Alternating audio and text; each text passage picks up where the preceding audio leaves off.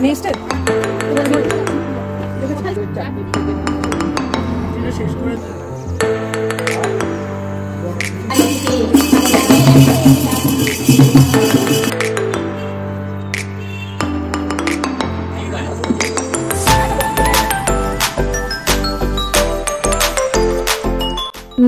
বন্ধুরা, কেমন আছেন আপনারা সবাই? আশা করি সবাই খুব ভালো আছেন।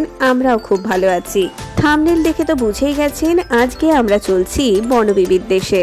আজকের ভিডিওতে আপনাদের আমি জানাবো 1 নাইট 2 ডেজ এর সুন্দরবন ট্যুর সম্পর্কে সমস্ত ডিটেলস, এবং তার সঙ্গে অবশ্যই থাকবে ইলিশ উৎসব সম্পর্কেও সমস্ত ইনফরমেশন। তাই এই ফুল ইনফরমেটিভ ভিডিওটি একটু স্কিপ না করার আবেদন রইল। তার সাথে আরেকটি আবেদনও রইল, প্লিজ ভিডিওটিকে লাইক এবং শেয়ার করবেন, আর আপনাদের মূল্যবান মতামত জানাতে একদম ভুলবেন না। এটা আমাকে আলাদাই এন্থু দেয়। তাহলে চলুন শুরু করা যাক 1 নাইট 2 ডেজ এর সুন্দরবন ট্যুরের আজকের ভিডিও।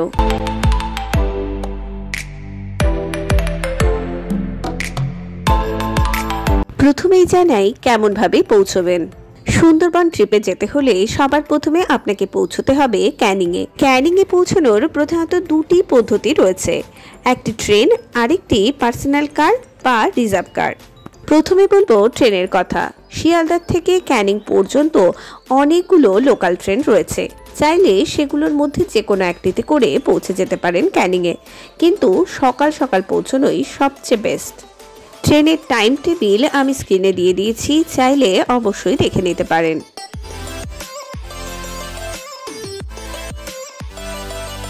এবার বলি পার্সোনাল বা রিজার্ভ কারের কথা। কলকাতা থেকে ক্যানিং এর দূরত্ব 70 কিলোমিটার এবং যেতে সময় লাগে 2.5 ঘন্টা মতো। এই ক্ষেত্রে একটা কথা বলে দিই, যেই ট্যুর অপারেটরের সঙ্গে আপনি যাচ্ছেন তার সঙ্গে কার রাখার ব্যবস্থা রয়েছে কিনা সেই সম্পর্কেও অবশ্যই জেনে নেবেন।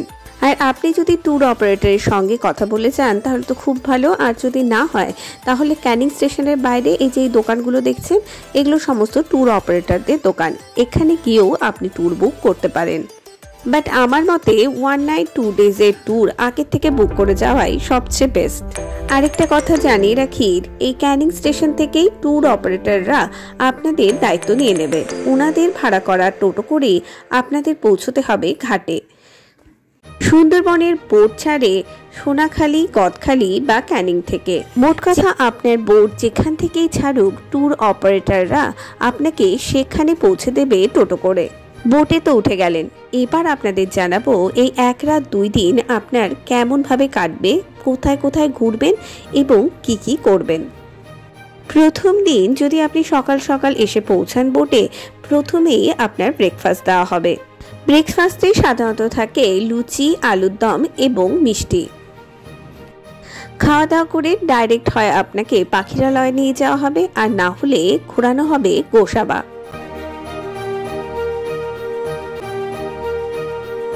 পাখিরালয়ে নিয়ে গেলে প্রায় গোটা দিনটাই আপনার বোটে কাটবে, আর এই দিন আর কোনো সাইট সিনও থাকবে না। এবং ব্রেকফাস্ট দেওয়ার কিছুক্ষণের মধ্যেই চা চলে আসবে, তার সঙ্গে থাকবে আমুদি মাছ ভাজা, যেটা টেস্ট অসাধারণ। সুন্দরবন ট্রিপে এই খাওয়া দাওয়া ব্যাপারটা কিন্তু একটি অন্যতম জিনিস। বিভিন্ন রকমের খাওয়া দাওয়া, সাথে মুক্ত বাতাস, জঙ্গলে গা ছমছম করা পরিবেশ এবং নদীর কলকল শব্দ, সব মিলিয়ে অসাধারণ। চলুন এবার বোটের ভিতরটা একটু দেখিয়ে নিই আপনাদের। বোটগুলির ওপরে বসার এবং খাওয়া দাওয়ার জায়গা রয়েছে, এবং নিচে রয়েছে শোবার জায়গা এবং বাথরুম। প্রথমে ঢুকেই 2 ধারে 2টি বাথরুম আপনি দেখতে পাবেন। বাথরুমগুলো ভীষণ সাদামাটা, কোমোড রয়েছে, হ্যান্ড শাওয়ার রয়েছে, আর একটি বালতি এবং মগ রয়েছে। আর বাথরুম থেকে বেরিয়েই আপনি পাবেন শোবার জায়গা। এই বিছানাগুলো রয়েছে, এখানে চাইলে শুয়ে শুয়ে আপনি প্রাকৃতিক সৌন্দর্যও দেখতে পারেন। যদিও বোট বিভিন্ন সাইজের হয়, কিন্তু সাধারণত একটি বোটে 24 থেকে 25 জন পর্যটক এঁটে যান, সেই জন্য এতগুলো বিছানা রয়েছে। আর এই দেখুন বালিশের ব্যবস্থাও রয়েছে। কেউ চাইলে এই বোটেও রাত্রিবাস করতে পারেন, কিন্তু সেই ক্ষেত্রে মশা এবং সিকিউরিটির একটু অভাব ঘটবে। বোটে শোয়ার জায়গা পেরিয়েই রান্নার জায়গা, এখানে রান্নাবান্না সমস্ত হয়। বোট এবং প্রাকৃতিক পরিবেশ নিয়ে যখন আপনি মত্ত, এরই মধ্যে লাঞ্চ সার্ভ হয়ে যাবে। সেক্ষেত্রেও 2 রকমের মাছ, তরকারি, ডাল, পাঁপড় ভাজা, চাটনি, মিষ্টি এই সমস্তই থাকবে। আমাদের বোট ভেসে চলেছে নদীর বক্ষ দিয়ে। কি অদ্ভুত সুন্দর, বলে বোঝানো যাবে না। চলুন এই প্রকৃতির সৌন্দর্য দেখতে দেখতে আপনাদের ইলিশ উৎসব সম্পর্কে জানিয়ে দিই। মোটামুটি আমরা সবাই জানি এর আগের বছর থেকে সুন্দরবনে ইলিশ উৎসবের সূচনা করা হয়েছে এবং এটি প্রচণ্ডভাবে ফেমাসও হয়েছে। আর এই বছরেরও ইলিশ উৎসবের সমস্ত বুকিং কিন্তু শুরু হয়ে গেছে। তাই এই সময় যদি আপনারা আসতে চান তাহলে অবশ্যই বুকিংটা সেরে নিন। এবার ইলিশ উৎসব হবে জুলাই মাসের প্রথম উইক থেকে সেপ্টেম্বর মাস পর্যন্ত। ইলিশ উৎসবে মেনলি বর্ষা ভেজা সুন্দরবনের সাথে সাথে থাকে ইলিশের বিভিন্ন সুস্বাদু পদের রান্না। আপনাকে এক এক দিন 2 থেকে 3 রকমের ইলিশের পদ খাওয়ানো হবে। আপনি যদি ইলিশ লাভার্স হন তাহলে এই টাইমে যাওয়াটা মাস্ট বি। আর সুন্দরবন ট্রিপের খাওয়া দাওয়া কিন্তু অসাধারণ হয়। আমি নিচে ডেসক্রিপশন বক্সে ট্যুর অপারেটরের নাম্বার দিয়ে দেব, চাইলে যোগাযোগ করে নিতে পারেন। অসম্ভব ভালো আতিথেয়তা এনাদের। এবার ইলিশ উৎসবের রেটটা বলি। ইলিশ উৎসবে 1 নাইট 2 ডেজের প্যাকেজে যদি আপনি যান, নন এসি রুম নিলে আপনার 2800 টাকা লাগবে এবং যদি এসি রুম নেন সেই ক্ষেত্রে 3500 টাকা লাগবে। জলপথে ক্যানিং থেকে পাখিরালয়ের ডিস্টেন্স বেশ অনেকটা। গোটা দিন বোটে কাটিয়ে বোট আপনাকে ঠিক বিকেল নাগাদ এনে পৌঁছে দেবে পাখিরালয়ে। এক অসাধারণ সূর্যাস্তের সাক্ষী হবেন আপনি।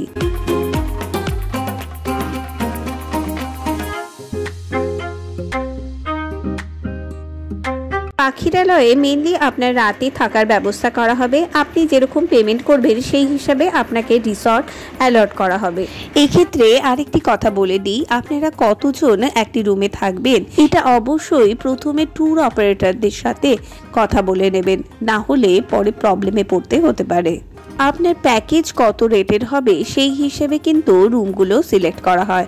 আপনি নন এসি রুমে থাকবেন না এসি রুমে থাকবেন, আপনি রিসর্টে থাকবেন নাকি এমনি হোমস্টেতে থাকবেন, সেই সমস্ত কিছু আগে থেকে ঠিক করে নিতে হবে। পাখিরালয়ে থাকার জায়গার সাথে সাথে একটি খুব সুন্দর মার্কেট রয়েছে, চাইলে এখান থেকে মার্কেটিং করতে পারেন। এখন স্ক্রিনে যেটা দেখছেন সেটা সুন্দরী গাছ এবং পাশে ওটা কদবেল। আর এগুলো তাল গাছের কাঠ দিয়ে বানানো হাতাখুন্তি। প্রচুর জিনিস রয়েছে এখানে।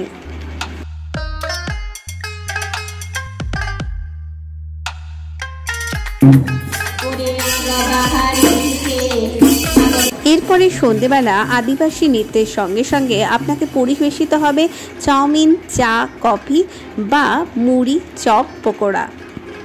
ও হ্যাঁ, বলতে তো ভুলেই গেছি, লাঞ্চের পরে কিন্তু ফলও সার্ভ করা হয়।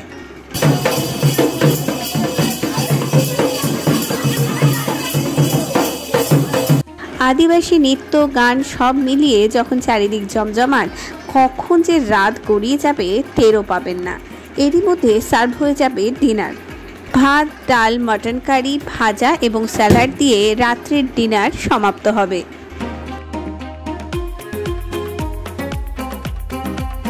পরের দিন সকালবেলা আপনাদের সকাল রওনা হতে হবে সাইট সিনের জন্য। এই দিনই আপনাদের দেখানো হবে সজনেখালি, সুধর্ণখালি, দোবাকি এবং পঞ্চমুখানি। এখন স্ক্রিনে যে জায়গাটা দেখছেন এর নাম সজনেখালি। এখানে একটি ওয়াচ টাওয়ার রয়েছে। এছাড়াও সুন্দরবনের বিভিন্ন ওয়াইল্ড অ্যানিমাল এখানে রিজার্ভ করা রয়েছে এবং রিজার্ভ করা রয়েছে বিভিন্ন গাছ। মোট কথা সুন্দরবনে আপনি কি দেখতে পাবেন তার ছোটখাটো নিদর্শন এখানে দেওয়া রয়েছে।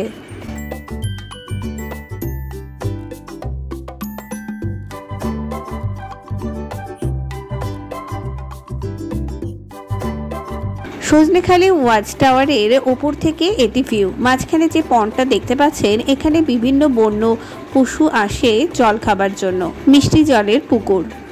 আপনার ভাগ্য প্রচণ্ড বেশি ভালো না হলে এখান থেকে সাধারণত কোনো অ্যানিমাল দেখা যায় না। যাই হোক, এই সুন্দরবনটা দেখা যায় এই আর কি। অবশ্য আরেকটা জিনিস ভালো দেখা যায়, সেটা হলো ওয়াচ টাওয়ারের সামনেই একটি পুকুর রয়েছে, সেখানে বেশ কয়েকটি ক্রোকোডাইল রয়েছে, সেগুলোকে ভালো মতন দেখা যায়।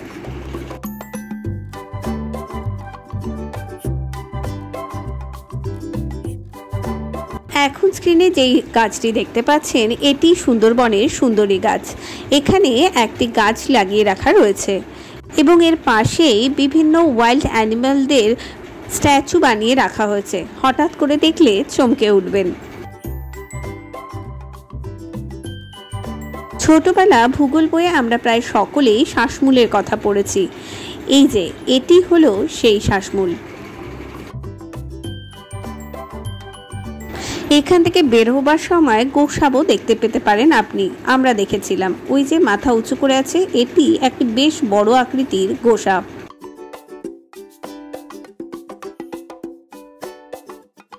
সজনেখালি থেকে বেরিয়ে আপনাদের পরের দিনের ব্রেকফাস্ট সার্ভ করা হবে। সেটিও ওই লুচি, ছোলার ডাল, সন্দেশ, এই সমস্ত কিছু আর কি। সকালবেলা ঘুম থেকে উঠেও কিন্তু একবার চা সার্ভ করা হবে এবং ব্রেকফাস্টের সঙ্গে আরেকবার আমার রুটি, ছোলার ডাল আর সজনেখালি থেকে এবার আপনাদের বোট রওনা হবে সুধন্যখালির উদ্দেশ্যে। সেখানেও একটি ওয়াচ টাওয়ার রয়েছে। সুধন্যখালিতে ওয়াচ টাওয়ারের সামনে এখানে ওয়াইল্ড অ্যানিমালদের বিভিন্ন বর্ণনা দেওয়া রয়েছে। এবার চলুন ওয়াচ টাওয়ারে ওঠা যাক। ওয়াচ টাওয়ার থেকে এই যে ফাঁকা অংশগুলো কাটা রয়েছে, এখানে বিভিন্ন রকমের বন্য পশু আসে। এই যে বন্য শূকর দেখা যাচ্ছে, এটা আমরা দেখেছিলাম। এই ওয়াচ টাওয়ার থেকে মাঝে মাঝেই নাকি হরিণ, বন্য শূকর, এই সমস্ত ওয়াইল্ড অ্যানিমালকে দেখা যায়।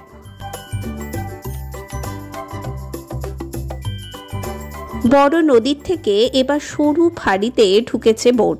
চলছি দোবাকির উদ্দেশ্যে। পূর্ণিমার সময় কিন্তু জোয়ার পৃষ্ঠ অনেকটা টাইম ধরে থাকে। সেই ক্ষেত্রে সুন্দরবন গেলে পূর্ণিমার টাইমটা একটু অ্যাভয়েড করাই ভালো।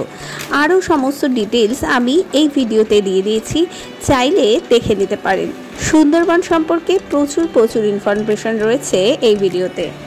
আস্তে আস্তে জোয়ার কমছে এবং বিভিন্ন বন্য পশু দেখা যাচ্ছে এই পাড়ে। এখন স্ক্রিনে যে অংশটি দেখতে পাচ্ছেন এটি পঞ্চমুখানি। পদ্মা, মেঘনা, হুগলি, ভৈরব এবং মধুমতি, এই 5টি নদীর মিলনস্থল এটি। সেই জন্য এই জায়গাটির নাম পঞ্চমুখানি। সুন্দরবন বলতে প্রথমেই আমাদের মনে আসে রয়্যাল বেঙ্গল টাইগার, বাট সাধারণত রয়্যাল বেঙ্গল টাইগারকে কিন্তু ওপেন প্লেসে দেখতে পাওয়া যায় না, সে থাকে গহীন অরণ্যে। এই যে ভেতরে ফাঁড়িগুলো দেখছেন, এই ছোট ছোট ফাঁড়ি দিয়ে ছোট নৌকোতে করে ভেতরে গেলে তাও চান্সেস থাকে রয়্যাল বেঙ্গল টাইগারের দর্শন পাবার। কিন্তু এর জন্য আপনার রুট পারমিট লাগবে, সেটা কলকাতার থেকে করিয়ে আনতে হয়। সাধারণ লোকেদের এর ভেতরে যাওয়া নিষেধ। বাট জোয়ারের সময় পাড় যত বড় হতে থাকে তখন বিভিন্ন ওয়াইল্ড অ্যানিমাল দেখা যায়, যেমন কুমির, বানর, হরিণ, এই সমস্ত দেখা যায়। দেখা যাচ্ছে সাদা রঙের।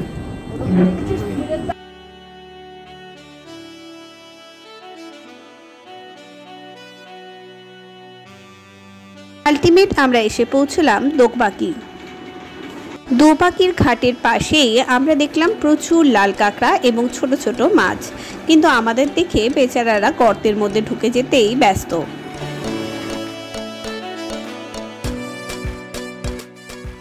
দোবাকিতে মেনলি এরকম একটি উঁচু রাস্তা করা রয়েছে, নিচে রয়েছে জঙ্গল, তারে ঘেরা এই রাস্তা দিয়ে হাঁটতে হাঁটতে আপনি বিভিন্ন পশু দেখতে পাবেন।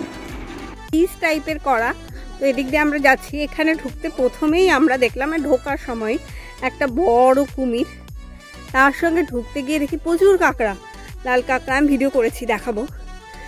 এই হলো ব্যাপার। ওই যে কি জানি দেখা যাচ্ছে, যাচ্ছি। আমরা বেশ কয়েকটি হরিণ দেখেছিলাম, তার সঙ্গে গোসাপ এবং অনেকগুলো পরিযায়ী পাখিও দেখেছিলাম।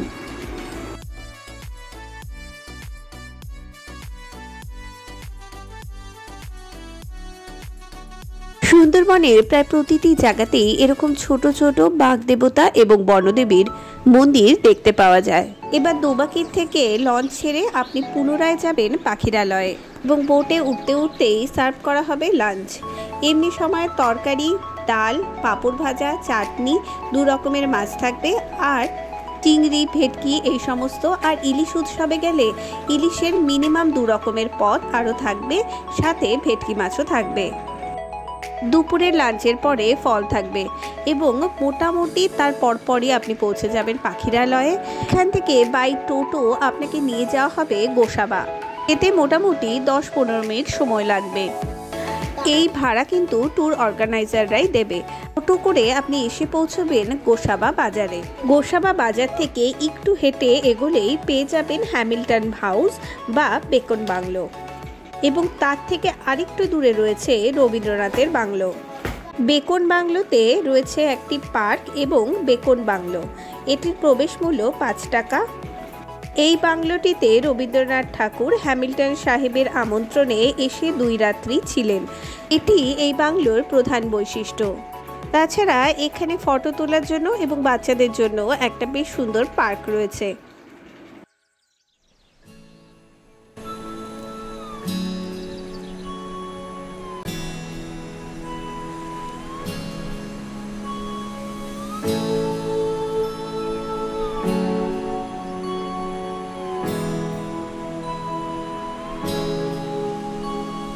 এখন এসছি গোসাবা বেকন সাহেবের বাংলোতে। ভেতরে ঢুকতে দেন না, মানে এই ঘরটার ভেতরে ঢোকা যায় না। এই বাংলোটার বাইরের দিক দিয়ে ঘুরে বেড়ানো এইটুকুনি যা। এর থেকে আরেকটু দূরে রয়েছে রবীন্দ্রনাথের বাংলো, বাট আমরা সেখানে যাইনি, এখান থেকেই ব্যাক করেছিলাম। আপনারা চাইলে যেতে পারেন। এবার এখান থেকে একটি ছোট নৌকা বা আপনার বোটে করে আপনাকে পৌঁছে দেওয়া হবে ক্যানিংয়ে। এখানে আপনার ট্যুরের সমাপ্তি। যেটা 2 নাইট 3 ডেজের ট্রিপ হয়, সেই ক্ষেত্রে এই যে রাস্তাটা, যেটা টোটো করে 10 মিনিট এবং এই বোটে করে 10 মিনিট, এই 10-20 মিনিটের এটি জলপথে আপনাকে ঘুরিয়ে আনা হয়। এবং এই ট্যুরিস্ট স্পটগুলোর সঙ্গে অ্যাড করা হয় সোনাখালিকে, যেখানে মেইনলি টাইগার রিজার্ভ সেন্টার রয়েছে। এছাড়াও থাকে লোকনাথ মন্দির। আমার এই ভিডিওতে সমস্ত ডিটেলস দেওয়া রয়েছে, চাইলে চেক করে নিতে পারেন। ওকে, আজকের ভিডিও এখানেই শেষ করছি। কেমন লাগলো আপনাদের এই ভিডিও অবশ্যই জানাবেন, এবং আপনারা কোন ট্যুরটাকে সিলেক্ট করলেন সেটাও নিশ্চয়ই কমেন্ট সেকশনে জানাবেন। ওকে, বাই, দেখা হবে নেক্সট ভিডিওতে। ভালো থাকবেন, সুস্থ থাকবেন এবং সঙ্গে থাকবেন।